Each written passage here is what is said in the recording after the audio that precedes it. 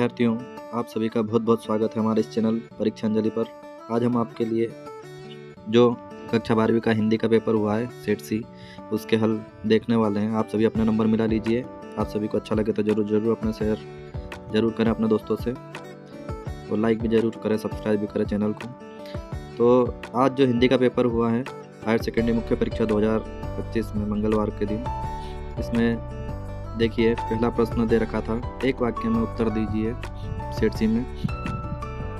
जहाँ दे रखा था कि समाचार लेखन के कितने प्रकार हैं, दूसरे में सही विकल्प का चयन कीजिए। इस प्रकार से पहला उत्तर हम देखते हैं, समाचार लेखन के 6 ककार कौन से हैं। तो यहाँ लिखे गए हैं क्या, किसके, कहाँ, कब, क्यों और कैसे।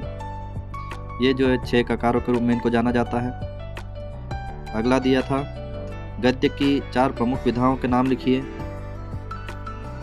गद्य की कोई 4 प्रमुख विधा लिखनी थी, निबंध, रेखाचित्र, संस्मरण, जीवनी, कहानी, जो भी उपन्यास लिख सकते थे। उसके बाद में रघुवीर सहाय कौन से तार सप्तक के कवि हैं। तो यहाँ जो है वो द्वितीय तार सप्तक में वो गाने वाले कवि हैं, द्वितीय तार सप्तक। अगला प्रश्न दे रखा था, सिंधु सभ्यता की ईंटों की बनावट का अनुपात क्या था। तो उसकी बनावट जो थी सिंधु घाटी सभ्यता की ईंटों की, वो 4:2:1 लिखना था आपको। उसके बाद में शब्द शक्ति की परिभाषा लिखिए। तो शब्द शक्ति का अर्थ है शब्द के अर्थ प्रकट करने की शक्ति। यह वह क्षमता है जिसके द्वारा कोई शब्द किसी अर्थ को प्रकट करता है। शब्द शक्ति के माध्यम से ही हम किसी शब्द के अर्थों को समझते हैं। उसके बाद में छठा प्रश्न दे रखा था, आम के आम गुठलियों के दाम मुहावरे का अर्थ लिखिए। तो इस मुहावरे का अर्थ होता है विद्यार्थियों दोहरा लाभ प्राप्त करना। आम के आम और गुठलियों के दाम मतलब दोहरा फायदा होना। दुर्मिल सवैया छंद का दूसरा नाम क्या है। तो दुर्मिल सवैया छंद का दूसरा नाम जो है वो चंद्रकला है। यहाँ चंद्रकला लिखना था आपको। अगला प्रश्न दे रखा था, सही विकल्प चुन करके लिखिए। निम्नलिखित वाक्यों के लिए सही विकल्प का चयन करके लिखिए। तो दिन जल्दी जल्दी ढलता है गीत हरिवंश राय बच्चन के काव्य संग्रह से लिया गया है। कौन से काव्य संग्रह से लिया गया, ऑप्शन दे रखे, निशा निमंत्रण, एकांत, संगीत, सतरंगिणी और मधुशाला। तो विद्यार्थियों इसका जो सही ऑप्शन जो है वो निशा निमंत्रण, अ वाला ऑप्शन सही हो जाएगा। अगला, करुणा के मुखौटे में छिपी क्रूरता की कविता है। ऑप्शन दे रखे थे, कविता के बहाने, कैमरे में बंद अपाहिज, बात सीधी थी पर द में दे रखा था एक गीत। तो इसका उत्तर जो है वो ब वाला, कैमरे में बंद अपाहिज, ये इसका सही उत्तर हो जाएगा। अगला, अर्थ के आधार पर वाक्य के प्रकार होते हैं। ऑप्शन दे रखे थे 8, 3, 7, 9। तो अर्थ के आधार पर जो है वाक्य जो है वो 8 प्रकार के होते हैं। तो विद्यार्थियों तीसरा जो है इसका ऑप्शन 8 हो जाता है, अ वाला। अगला, चौथा, कल मैं भी आपके साथ चलूंगा वाक्य में निपात है। निपात शब्द किसी वाक्य में लगते हैं, जैसे भी, तो, ही, जो वाक्य में जोड़ देते हैं। तो यहाँ ऑप्शन दे रखे थे कल आपके भी में। तो यहाँ पर भी जो है वो निपात शब्द है, तो यहाँ स वाला ऑप्शन जो है वो सही हो जाएगा। अगला, उषा कविता के आधार अनुसार प्रातःकालीन अवकाश लग रहा है। ऑप्शन दे रखे थे काले बादलों जैसा। प्रातःकालीन आकाश मतलब सुबह का जो आकाश वो कैसा लग रहा है, काले बादलों जैसा, घोड़े जैसा, पतंग जैसा या नीले शंख जैसा। तो उस कविता के अनुसार जो है वो सुबह का आकाश नीले शंख जैसा दिखाई दे रहा था। तो द वाला ऑप्शन यहाँ पर सही हो जाएगा। काले मेघा पानी दे पाठ की विधा है। तो इस पाठ की विधा जो है वो ऑप्शन दे रखे हैं यहाँ संस्मरण, रेखाचित्र, रिपोर्टाज या निबंध। तो इसका ऑप्शन सही जो है वो अ वाला विद्यार्थियों हो जाएगा, संस्मरण। आगे बढ़ते हैं, रिक्त स्थानों की पूर्ति कीजिए उचित शब्द चयन करके। रामचरितमानस महाकाव्य की भाषा खाली स्थान है। रामचरितमानस जो कि तुलसीदास जी द्वारा लिखा गया महाकाव्य है, इसकी भाषा जो है विद्यार्थियों अवधी भाषा है। तो यहाँ पर इसमें आपको अवधी सिलेक्ट करना था, व्रत या अवधि में से। तो अवधी भाषा में लिखा गया है ये रामचरितमानस। संपादकीय को खाली स्थान आवाज़ माना जाता है। तो ये संपादकीय जो होता है उसको अखबार की आवाज़ माना जाता है, अखबार की आवाज़। संपादकीय को अखबार आएगा इसमें। दुनिया की सबसे हल्की और रंगीन चीज़ पाठ के अनुसार आपके वो पतंग है। यहाँ पर पतंग इसका सही उत्तर हो जाएगा। अगला, भक्तिन पाठ महादेवी वर्मा की खाली स्थान में संकलित है। तो भक्तिन पाठ जो है महादेवी वर्मा की जो है स्मृति की रेखाएं उपन्यास इसमें संकलित है, स्मृति की रेखाएं। अगला, स्थायी भाव को जागृत करने वाले कारण को खाली स्थान कहते हैं। स्थायी भाव को जागृत करने वाले कारण को वैसे तो विभाव कहते हैं। उसके दो प्रकार होते हैं, आलम्बन और उद्दीपन। तो आलम्बन में सुप्त होते हैं और उद्दीपन में जो जागृत होते हैं, तो इसलिए यहाँ पर जो है वो उद्दीपन आ जाएगा विद्यार्थियों। स्थायी भाव को जागृत करने वाले कारण को उद्दीपन कहते हैं। अगला, लेखक आनंद यादव का पूरा नाम, खाली स्थान है। तो लेखक आनंद यादव का पूरा नाम जो है वो आनंद रतन यादव है। तो इस प्रकार से ये उचित विकल्प चुन करके आपको खाली स्थान में बनना था। आगे बढ़ते हैं। निम्नलिखित कथनों में से सत्य असत्य का चयन करके लिखिए। प्रसाद गुण सभी रसों में पाया जाता है। तो बिल्कुल ये जो सही सत्य है, प्रसाद गुण सभी रसों में पाया जाता है। उसके बाद में क्षेत्र विशेष में बोले जाने वाले शब्द क्षेत्रीय शब्द कहलाते हैं। ये भी जो है वाक्य सही हो जाएगा, सत्य। क्षेत्र विशेष में बोले जाने वाले क्षेत्रीय शब्द जो है वो क्षेत्रीय शब्द कहलाते हैं। अगला, शेर के बच्चे का असल नाम लुट्टन सिंह पहलवान था। पहलवान तो था, लेकिन ये लुट्टन सिंह उसका नाम नहीं था। तो यहाँ ये जो तीसरा वाला ऑप्शन जो है वो असत्य हो जाएगा विद्यार्थियों। अगला, एक घूट एकांकी के रचनाकार जयशंकर प्रसाद है। बिल्कुल सत्य है, एक घूट एकांकी के रचनाकार जयशंकर प्रसाद है, डॉक्टर जयशंकर प्रसाद। अगला, बाजार का जादू आँख की राह पर काम नहीं करता है। तो ये जो है वो असत्य हो जाएगा विद्यार्थियों। बाजार का जादू जो है आँख की राह पर काम करता है। रेडियो मूलतः एक रेखीय माध्यम है। तो ये ऑप्शन जो है वो सत्य हो जाएगा। इस प्रकार से तीसरा और पांचवा जो है वो असत्य है, बाकी सभी सत्य हो जाएंगे। अगला बढ़ते हैं हम सही जोड़ी की ओर। तो सही जोड़ी देखिए, एक तरफ दे रखा था जिठोत, बिंब, जूझ, अतीत में दबे पांव, फ्रीलांसर, पत्रकार, समाचार लेखन की शैली, कॉलेज ऑफ प्रिस्टस। तो यहाँ जो है दे रखा है जिठोत। तो जिठोत जो है वो जिठोत जेठ का पुत्र को कहा जाता है। तो पहले वाले को ग उत्तर हो जाएगा। उसके बाद में बिंब, बिंब जो है शब्द चित्र से इसको मिलाएंगे। उसके बाद में जूझ, जूझ जो है वो केशव प्रथम वीर, अतीत में दबे पांव,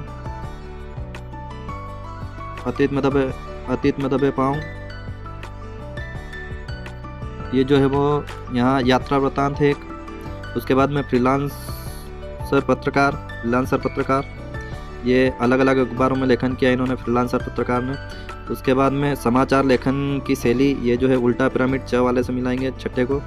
और कॉलेज ऑफ प्रिस्ट, ये जो है वो धार्मिक अनुष्ठान का स्थान। इस प्रकार से ये सही जोड़ी मिलाएंगे।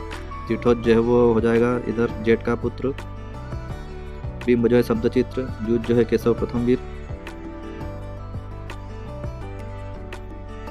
अतीत में दबे पांव यात्रा वृतांत, फ्रीलांसर पत्रकार, अलग अखबारों में लेखन, समाचार लेखन की शैली जो है वो उल्टा पिरामिड, और कॉलेज ऑफ प्रिस्टस जो है आप मिलाएंगे धार्मिक अनुष्ठान का स्थान।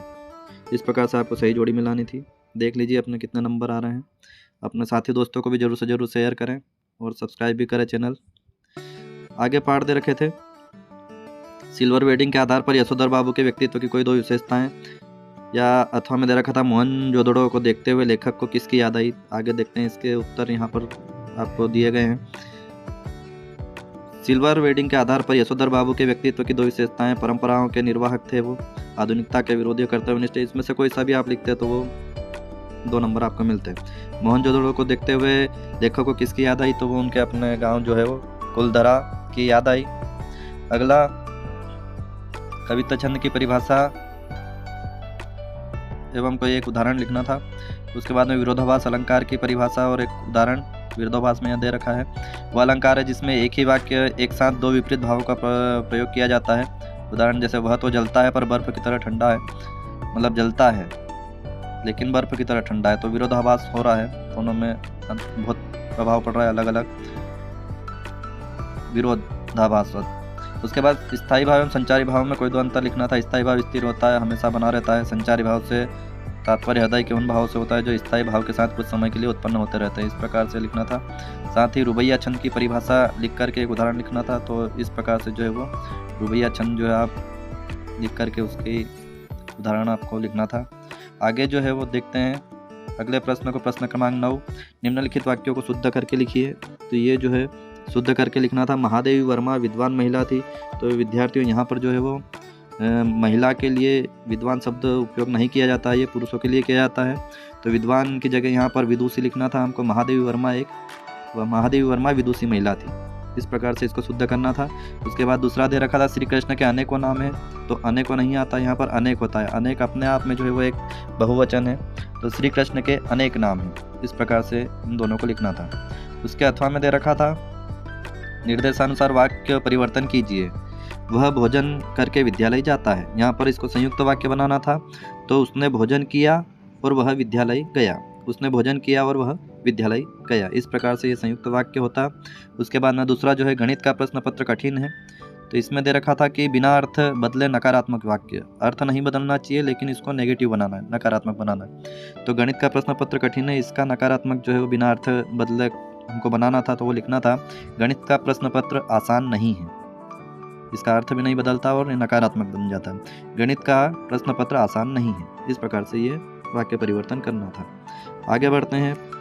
फ्लैश या ब्रेकिंग न्यूज़ से क्या सही है, तो ये जो है एक प्रकार की तुरंत जो खबर हमको पहुंचाते हैं चैनल वाले, बड़ी खबर जो तत्काल दर्शकों तक पहुंचाई जाती है उसको फ्लैश न्यूज़ या ब्रेकिंग न्यूज़ कहा जाता है। इंटरनेट पत्रकारिता से क्या सही है, तो इंटरनेट पत्रकारिता जो है वो इंटरनेट के माध्यम से सामान्य जानकारी मिलती है, या जो भी जानकारी मिलती है, विचारों का आदान प्रदान होता है, उसको इंटरनेट पत्रकारिता कहते हैं। आगे बढ़ते हैं। राष्ट्रभाषा एवं राजभाषा में अंतर बताना था। शब्दगुण की परिभाषा, इसके प्रकार, छोटा मेरा खेत कविता के संदर्भ में अंधड़ और बीज क्या है ये बताना था। आगे देखते हैं।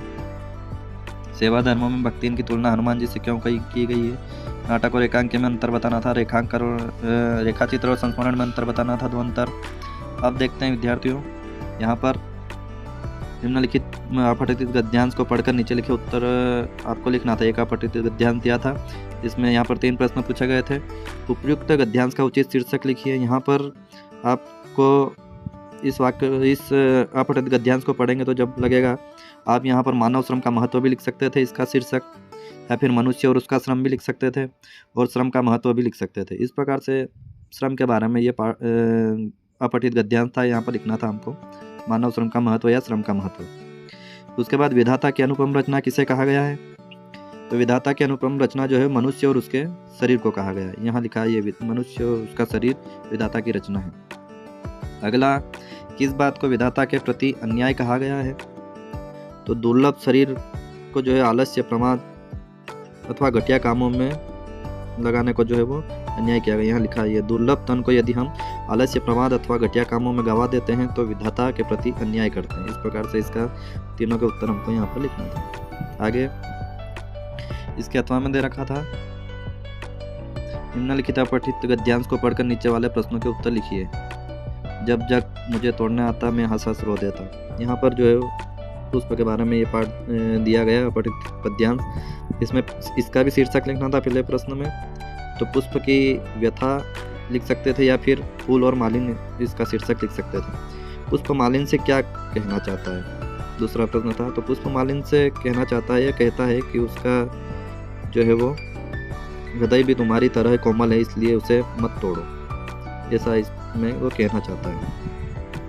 हृदय तुम्हारा साही मेरा, इसको यूं न मरोड़ो, ऐसा वो कह रहा है। मालिन पुष्प को तोड़ती है, तब पुष्प क्या करता है, तो पुष्प हंसते हुए जो है वो रो देता है और वह अपनी सुध-बुध खो बैठता है जब वो तोड़ती है मालिन पुष्प को। इस प्रकार से यहाँ लिखना था इसका उत्तर। आगे बढ़ते हैं विद्यार्थियों। कुंवर नारायण अथवा सूर्यकांत त्रिपाठी निराला का काव्यगत परिचय निम्न बिंदुओं के आधार पर लिखना था। 2 रचनाएं, भाव पक्ष, कला पक्ष या साहित्य में स्थान, तीनों प्रश्न लिखने थे। तो इस प्रकार से आप उनकी जो है रचनाएं लिख सकते थे। चक्रव्यूह, आत्मजयी, भाव पक्ष इनका लिख सकते थे। शहरी जीवन के अनुभव इन्होंने साझा किए हैं। इस प्रकार साहित्य में स्थान ये, और सूर्यकांत त्रिपाठी निराला का भी इसके अथवा में दिया हुआ है। इसमें भी इनकी रचना जो है अनामिका, परिमल, भाव पक्ष देखें तो विद्रोह, क्रांति और सामाजिक न्याय की जो भावना इनकी कविताओं में झलकती है। इस प्रकार से आपको यहाँ लिखना था। आगे बढ़ते हैं। जैनेन्द्र कुमार अथवा धर्मवीर भारती का साहित्यिक परिचय लिखना था। इन बिंदुओं के आधार पर 2 रचनाएं, भाषा, शैली, साहित्य में स्थान।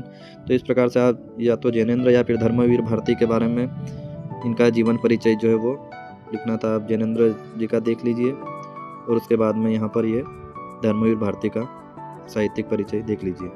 भाव विस्तार करना था। बेर जो है क्रोध का आचार्य मुरब्बा है। इसके अथवा में दे रखा था पिताजी एवं पुत्र के मध्य वार्षिक परीक्षा की तैयारी विषय पर संवाद लिखना था। बहुत सरल था, आसानी से 3 नंबर प्राप्त कर सकते थे। अगला 20वां प्रश्न था, निम्नलिखित विषयों में से किसी एक विषय पर रूपरेखा सहित निबंध लिखिए। वर्तमान युग एवं इंटरनेट, स्वच्छता अभियान, भारतीय नारी, वर्तमान और भविष्य, भ्रष्टाचार, वर्तमान की ज्वलंत समस्या या जल संरक्षण। अच्छे पॉइंट दे रखे थे। आपने किसी को भी एक के ऊपर लिखना था, 4 नंबर का था। रूपरेखा एक का 1 नंबर था, 3 नंबर निबंध का था। इस प्रकार से 4 नंबर का था ये। आगे बढ़ते हैं।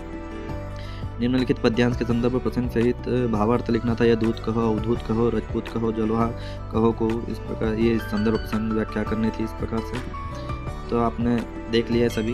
आपको अच्छा लगा हो तो जरूर से जरूर लाइक करें, शेयर करें और अपने साथी दोस्तों को भी शेयर करें। आप सभी का बहुत बहुत धन्यवाद कि हमारे साथ बने रहें। कोई समस्या हो तो जरूर कमेंट में लिखें। आप सभी का बहुत बहुत धन्यवाद।